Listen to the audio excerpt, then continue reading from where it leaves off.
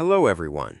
In this video, I'll guide you through a complete review of Make.com and help you decide whether it's the right automation platform for your workflow. Make.com, which was previously known as Integromat, is a no-code automation tool that allows you to connect apps, automate repetitive tasks, and build advanced workflows without writing complicated code. Over the past few years, it has become one of the biggest competitors to automation platforms like Zapier because of its visual workflow system and powerful customization features.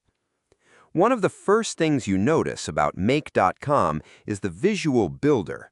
Instead of using a simple trigger and action style setup, Make lets you build automations on a flowchart style canvas, where every step is connected visually. This makes it much easier to understand how data moves between apps, especially when creating more advanced workflows with filters, routers, and conditional logic. Many users prefer this style because it gives more control and flexibility compared to simpler automation platforms.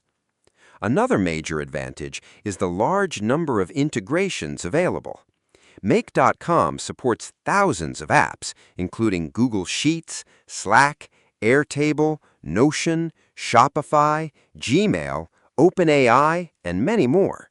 It also includes HTTP and API modules, which means you can connect services even when there is no direct integration available. This flexibility makes the platform useful for freelancers, agencies, marketers, e-commerce stores, and even developers building AI workflows. Performance and automation depth are where Make.com really stands out. You can create complex multi-step automations with branching paths, scheduling, data transformations, and error handling tools that are far more advanced than what many beginner platforms offer. According to many reviews and community discussions, Make.com is especially good for users who need detailed workflows without paying extremely high pricing at scale. However, there are also a few downsides. Beginners may initially find the interface overwhelming because there are so many options and workflow settings available. Complex automations can become difficult to manage if they grow too large, and debugging failed scenarios sometimes takes extra time.